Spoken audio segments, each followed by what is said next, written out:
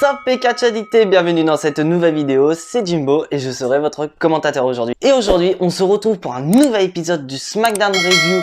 Et cette fois-ci, c'est du 6 novembre 2020. Allez, que le show commence. Donc déjà, on a quelques informations par rapport au show. C'est que déjà, bon, on est à l'approche des Survivor Series, donc à WWE, notamment SmackDown, doit commencer à préparer donc ses équipes. Parce que du côté des hommes, on n'a que Jey Uso, on n'a que Kevin Owens, et encore du côté des femmes, on n'a que Bianca Belair. Donc on s'en doutait qu'il allait y avoir des matchs pour les Survivor Series, et notamment un match qui avait été annoncé, qui a été validé la semaine dernière, c'est le match de championnat entre Bayley et Sasha Banks pour le titre féminin de SmackDown. Et donc, moi qui pensais que ce match allait être le main event de la soirée, et bah non, je me suis complètement loupé.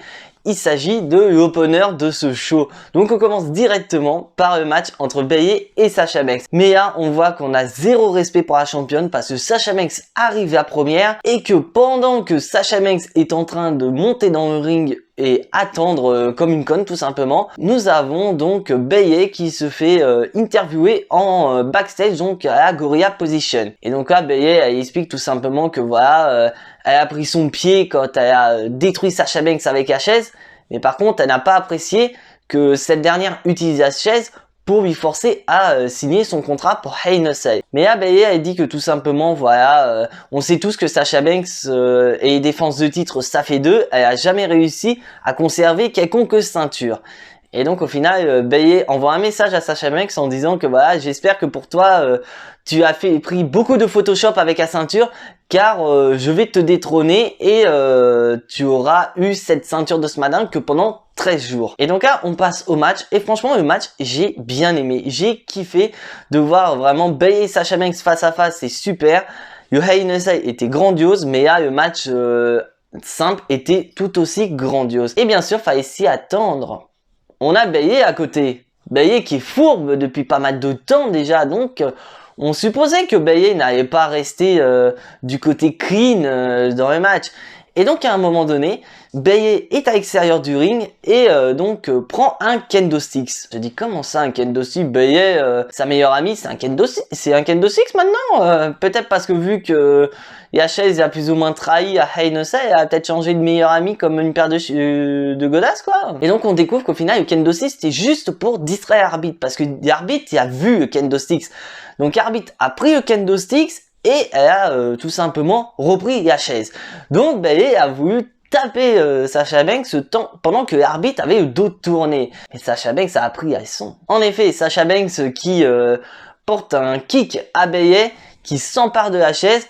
Mais comme Sasha Banks, voilà, c'est une babyface maintenant, on peut dire c'est la babyface maintenant, elle veut gagner clean, voilà, elle veut conserver son titre de manière clean et non par disqualification, bah elle balance sa chaise. Mais Bayley qui est toujours aussi fourbe, Bayley qui en profite, qui porte un backstabber, qui enchaîne avec le backstatement. Le backstatement sur Sasha Banks. Mais Bayley, t'as fait une erreur. Parce que le plus souvent, quand tu utilises la technique de l'autre sait forcément la contrer. Et donc au final, c'est ce qui s'est produit. Sasha Banks a contré le backstatement de Bayley par son propre backstatement, ce qui pousse Bayley à abandonner. Et donc gagnante de ce match et toujours championne de SmackDown, j'ai nommé The Boss, Sasha Banks. Et donc Sasha Banks qui parvient à vaincre sa malédiction des défenses de titre, parce que comme vous savez, Sasha Banks est 5 fois championne du côté de Raw, mais elle n'a jamais réussi à conserver son titre de championne. Et moi j'avais une petite théorie où voilà, pour elle SmackDown c'est le show adéquat, alors que Raw c'est le show maudit. Parce que comme par hasard, elle est une seule fois championne du côté de SmackDown et elle parvient donc à conserver son titre de championne. Et c'est pas fini, car en effet, on a Sasha Banks donc, qui repart en backstage en célébrant sa victoire, etc. Et elle se fait attaquer ni autre que par Carmella. What? Et oui, Carmella qui est arrivée, qui a attaqué Sasha Banks avec un super kick et enchaîné avec un X-Factor. Donc on voit grosso modo que Carmella lui dit que voilà, t'as fini avec Bayley, maintenant c'est moi qui viens se dresser contre toi pour ton titre de championne. Et Carmella nous avait dit la semaine dernière qu'elle allait montrer aux gens pourquoi elle se surnomme comme étant l'intouchable Carmella. Et franchement, j'étais assez surpris de la voir directement aller taper Sasha Banks, parce que pour moi, je voyais plus pourquoi pas Carmella aller dans un match de qualification pour les Survivor Series et montrer que voilà, c'est une nouvelle Carmella, allez hop, on va taper. Parce que moi, personnellement, Carmella, je suis pas vraiment fan de l'avoir affronté Sasha Banks. Parce que pour moi, il y a seule catcheuse à l'heure actuelle du côté de SmackDown qui pourrait potentiellement aller taper Sasha Banks après les Survivor Series, c'est nul autre que Bianca Belair. Mais voilà, je suis curieux de voir ça. Est-ce que c'est un projet en attente? Voilà, ils vont faire affronter Carmella, Sasha Banks à TLC et après, Bianca Belair aura son moment de gloire. Je suis assez curieux de voir ça. En passant backstage où on a Jey Uso, voilà, avec un café qui est rejoint par Kevin Owens. Kevin Owens qui lui dit c'est pas ton boulot à la base de faire un café, c'est plutôt le boulot de Polo de ramener le café à Roman Reigns. Donc on voit vraiment que Kevin Owens essaie de charrier Jey Uso et là Jey Uso il prend très mal, il lui dit attends c'est un manque de respect envers ma famille etc. Et là Kevin Owens il lui dit non c'est une blague. Et Kevin Owens qui nous rappelle effectivement que ces deux catcheurs feront équipe au Survivor Series, donc il lui dit voilà ce serait peut-être bien que on se voit de temps en temps pour parler un peu stratégique parce qu'on affronte quand même moi, j'ai pas envie d'avoir des remakes par rapport au Survivor Series parce qu'on sait tous que voilà Kevin Owens à chaque fois qu'il est dans un match traditionnel des Survivor Series il perd. On l'a vu en 2016 quand il était champion universel, il a perdu, c'est SmackDown qui a gagné, ou encore l'année dernière quand il était encore dans le Team Raw, il perd, c'est NXT qui gagne. Donc Kevin Owens veut grosso modo voilà donner tout ce qu'il veut pour pouvoir permettre à SmackDown de remporter le match traditionnel des Survivor Series. Et donc au final Jey Uso il s'en tamponne carrément parce qu'il lui dit voilà qu'il y a autre chose à faire et comme on sait voilà c'est par rapport à la famille. Et donc après Jey Uso justement il est interviewé par Kaya Braxton qui lui dit voilà les réactions de Jey Uso par rapport à la semaine dernière. Parce que comme vous le savez, Jey Uso la semaine dernière a attaqué Daniel Bryan et il a rejoint donc la tribu de son cousin Roman Reigns. Et donc au final, Daniel Bryan, Jey Uso explique à Kaya Braxton que voilà, il considère Daniel Bryan effectivement comme un ami, mais il ne fait pas partie de sa famille et que ce n'est que de business. Et donc Kaya Braxton s'apprête à sortir une autre question à Jey Uso, mais il se fait interrompre par l'avocat du champion universel, Paul Heyman. Et Paul Heyman, voilà, n'apprécie pas trop que Jey Uso vienne comme ça en interview alors que il est censé être le subalterne de son cousin Roman Reigns. Donc Paul Heyman lui explique grosso modo, voilà, avant de faire une interview par toi-même, demande l'autorisation donc au chef de la tribu pour qu'il te donne son autorisation. Mais c'est pas fini parce qu'au final Jey Uso attend devant le vestiaire de Roman Reigns, donc Paul Heyman va chercher Roman Reigns et Roman Reigns voilà, il est pas très content envers son cousin qui lui dit qu'est-ce que tu venais de faire avec Kaya Braxton. Donc Jey Uso lui dit ouais mais c'est une interview et tout, il se justifie et Roman Reigns pas de Kevin Owens en disant ouais mais qu'est-ce qu'il t'a dit Kevin Owens, il a manqué de respect à la famille etc. Et là Jey Uso il dit non t'inquiète c'est une blague, je vais m'en occuper, pas de soucis et tout. Et donc au final Roman Reigns incite à Jey Uso de voilà d'aller régler ça carrément dans le ring, de voilà pour lui c'est un manque de respect, il voit pas ça du même œil que Jey Uso voilà c'est une blague, Roman Reigns non, donc il lui dit voilà va régler ça dans le ring etc. Donc le match est officiel, on aura donc Jey Uso contre Roman Reigns dans le main event de SmackDown. Mais on voit que quand Jey Uso part, on voit que Roman Reigns parle à Paul Heyman et il lui dit grosso modo voilà qu'il a des doutes sur la sincérité donc de Jey Uso. Il dit qu'il rejoint la tribu mais il est encore trop gentil, il faut vraiment qu'il devienne ce que je veux qu'il devienne, qu'il apprenne qu'ici c'est Roman Reigns qui fait la loi, c'est pas Jey Uso, que si Roman Reigns n'est pas d'accord sur quelque chose, Jey Uso doit juste exécuter les ordres, que si Jey Uso doit aller en interview, il doit d'abord demander à Roman Reigns et si Roman Reigns n'est pas là, c'est Paul Heyman qui doit lui donner son accord. Et donc on voit très clairement que voilà, Roman Reigns veut commander entièrement SmackDown parce qu'il faut pas oublier que Jey Uso fait partie de l'équipe des Survivor Series, donc d'une certaine manière, Roman Reigns commande l'équipe de SmackDown, donc il veut en faire en sorte son son bras, voilà, élargir un peu plus son bras du côté de SmackDown. Et là, on passe au premier match donc de qualification pour les Survivor Series entre Rey Mysterio et King Corbin. Mais à noter que juste avant le match, nous avons donc Rey Mysterio en backstage qui tente d'appeler Aalyah Mysterio, donc sa fille, peut-être par rapport à la semaine dernière, parce que comme vous le savez, Murphy et Aalyah Mysterio se sont roulés carrément une galoche en direct devant le papa et devant le frère, donc ils étaient assez choqués. Et donc on a Dominique qui lui dit ouais mais ton match c'est maintenant et tout. Donc Rey Mysterio est un peu désespéré, il dit oui mais j'arrive pas à joindre ta sœur, est-ce que tu l'as vu et tout. Et donc Rey Mysterio il y arrive pas et il se fait attaquer en backstage par King Corbin. Voilà, le vicieux King Corbin, voilà, qui revient après quelques semaines d'inactivité. D'ailleurs, on se demande qu'est-ce qu'il faisait. Et le match, voilà, à noter que durant le match, nous avons le Friday Night Messiah Seth Rollins qui arrive et voilà, qui dit voilà, je viens pas. Mais à noter que Dominique Mysterio, tu sers mais vraiment à rien. T'es là, mais tu surveilles mais vraiment personne quoi, à rien du tout carrément. Parce que à savoir que durant le match, bon Seth Rollins n'est pas intervenu, mais King Corbin à un moment à l'extérieur a tout simplement attaqué Dominique Mysterio dans le but de voilà d'énerver un petit peu voilà n'empêche Rey Mysterio pour qu'il fasse des erreurs etc. Et ça a payé parce qu'il y a un moment donné où Rey Mysterio parvient à porter son 619 donc à King Corbin, donc il lui restait plus qu'à enchaîner avec son smash pour remporter le match. Mais Rey Mysterio part à l'extérieur, il se fait distraire, il remonte dans le ring et il se prend un End of Days de King Corbin pour le compte de 3. Donc tu peux m'expliquer Rey, tu domines ton match, tu portes un 619, il ne te reste plus qu'une prise pour gagner ton match et tu fais le con. Tu vas à l'extérieur pour t'occuper de ton fils, tu reviens, tu te prends un End of Days dans la gueule. C'est pas crédible. Et donc au final, King Corbin est donc à 3e superstar à rejoindre l'équipe de SmackDown pour les Survivor Series. Et je vous cache pas, ça améliore pas grand chose au niveau, pour moi toujours au grand favori de ce match. Et donc là, on continue nos matchs de qualification pour les Survivor Series, mais cette fois-ci, on va du côté des filles. Et donc, je comprends pas. La politique de SmackDown, vous nous faites que des matchs triple menace du côté féminin.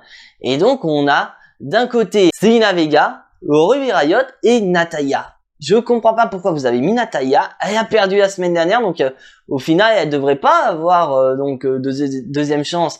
Donc à moins de mettre je sais plus c'était qui l'autre participante la semaine dernière, Peyton Royce. Voilà, c'était Peyton Royce donc. Fallait mettre aussi Peyton Royce, comme ça elle aura eu une autre chance. Ou sinon vous avez prévu de faire ça la semaine prochaine, un triple menace. Mais au lieu de mettre Natalya, vous mettrez Peyton Royce, comme ça elles sont à 2 partout et elles se battront pour la dernière place de qualification. Mais à noter que voilà, j'ai pas compris le match. Le match était dégueulasse, carrément, j'ai pas du tout aimé. Mais à noter que voilà, Zelina Vega a été opportuniste à un moment donné où voilà, Natalya porte la célèbre planche de surf sur Ruby Riott et donc Zelina Vega en profite pour faire un tombé sur Natalya. C'était assez original, mais un truc que j'ai vraiment pas compris, c'est la fin de match. Natalya porte ce sharpshooter sur Zelina Vega. Donc voilà, donc on s'attend à ce que Natalya remporte le match. Et là, on a donc Ruby Riott qui porte un armbar sur Zelina Vega, dont Zelina Vega subit 2 prises de soumission même en même temps. Mais vous savez très bien que si Zelina Vega tapait sur une des 2 prises, quelle superstar allait gagner? Parce qu'on a Natalya qui applique le sharpshooter et Ruby Riott qui applique le armbar. Donc on comprend pas. Mais au final, Natalya a fait une énorme boulette, elle a lâché le sharpshooter alors que Ruby Riott portait toujours son armbar. Et donc à ce moment-là, Zelina Vega qui tape et qui donne donc la victoire à Ruby Riott sur une soumission. Et donc au final, Ruby Riott intègre donc l'équipe de SmackDown en compagnie de Bianca Belair. Et franchement, je cache pas, j'aurais plus misé sur Natalya que sur Ruby Riott carrément, parce que là, SmackDown, à part Bianca Belair pour l'instant, ça vaut pas grand chose du côté de SmackDown. Et là, on part donc en backstage où on voit Biggie qui est en train de jouer à Trial Pursuit, un super jeu et tout. Et donc on a donc les Street Profits, ces champions de SmackDown qui vont chercher potentiellement à soutirer des informations par rapport au New Day. Parce que comme vous savez, Biggie et New Day, c'est une grande histoire de titres, etc. Donc, qui d'autre que Biggie connaissent mieux les faiblesses de Xavier Woods ou de Kofi Kingston? Et donc au final, voilà, ils tentent, mais Biggie ne veut pas donner ces informations. Et on a, voilà, BK. Et je viens de m'en rendre compte, c'était BK la semaine dernière dans le match Triple Mena. Mais je suis désolé, voilà, on respecte tellement pas BK que même moi je m'en souviens pas. Et à BK, donc, pareil avec les Street Profits en disant, voilà, qu'elle peut potentiellement donner des informations sur les participants du côté de Raw. Mais on voit que tout simplement, les Street Profits en ont rien à foutre parce qu'ils se disent en leur tête, mais hey, BK, qu'est-ce que t'as accompli du côté de Raw? T'as rien foutu à part un titre de championne par équipe de WWE. Tes informations ne sont en aucun cas crédibles. Alors que Biggie, qui a fait partie du New Day, qui est quand même 10 fois champion par équipe, est quand même plus fiable que toi. Mais n'empêche, on repart dans le ring avec, bien sûr, on continue, match des Survivor Series, et là on part sur un match entre Seth Rollins et Otis. Mais on voit que Otis, lui, il en a plus rien à foutre. Ah là, il a perdu sa gonzesse, il a perdu son meilleur ami, il a perdu sa mallette, mais Otis, voilà, il reste très très fort parce que, Otis et Tucker, c'était un projet oublié, parce que comme vous avez pu voir à Raw, Tucker est resté à Raw, en plus avec une tenue digne d'un jobber, et Otis, voilà, est resté du côté de SmackDown, alors que la WWE avait prévu potentiellement de nous faire une rivalité entre Otis et Tucker, parce que comme vous savez, Otis a perdu sa mallette à cause de Tucker.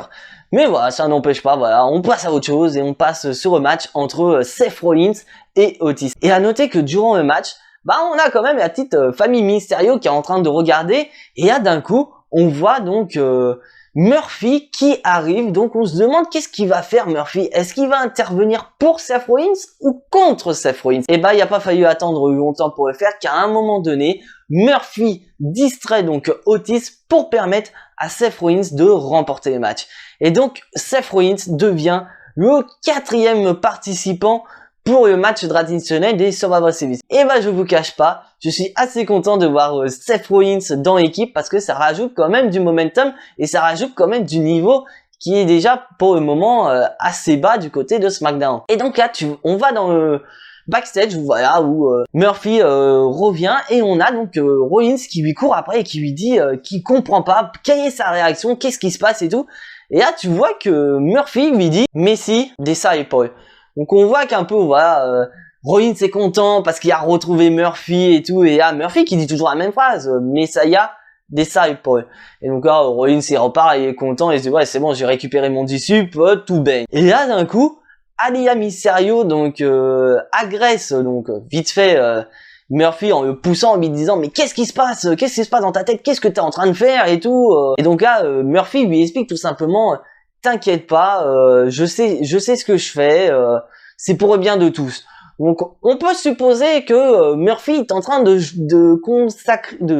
suppose que Murphy est en train de préparer un plan qui est tout simplement de se rapprocher au maximum de Seth Rollins pour au final, dès que ce dernier aura baissé sa garde, tout simplement le défoncer. Je pense que ça peut être la solution la plus crédible, mais comme on dit toujours dans les stratégies, pour mieux tromper son ennemi, il faut avant tout tromper ses alliés. Donc on voit que plus ou moins Murphy est en train d'appliquer cette stratégie. Il trompe la famille Rey Mysterio et en même temps il trompe la famille Rollins, parce qu'on peut dire ça, la famille Rollins, dans le but de parvenir à ses fins qui est de détruire le Friday Night Messiah. Donc là on passe sur une interview qui a été enregistrée plus tôt avec Michael Cole et The Freak, Lars Sullivan. Donc comme on a eu plus ou moins la semaine dernière Lars Sullivan qui parle un peu de son passé, et là il va parler du comportement des harceleurs en disant que voilà il ne les supporte pas, etc. Que voilà bref, il démonte les harceleurs du plus haut point.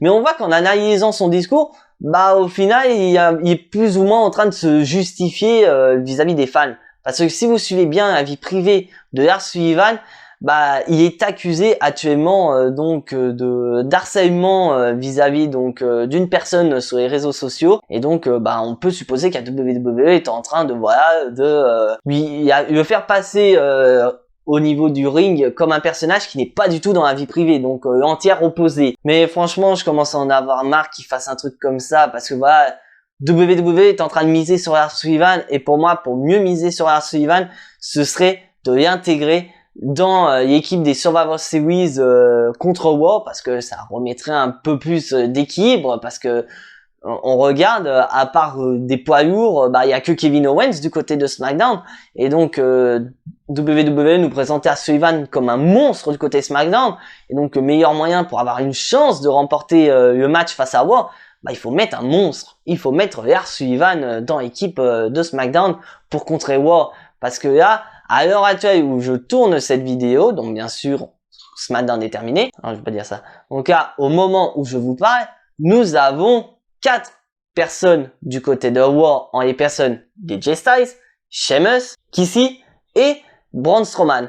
Et nous en avons 4 aussi du côté de SmackDown où on a Jey Uso, Kevin Owens, King Corbin et, comme vous le savez, Seth Rollins.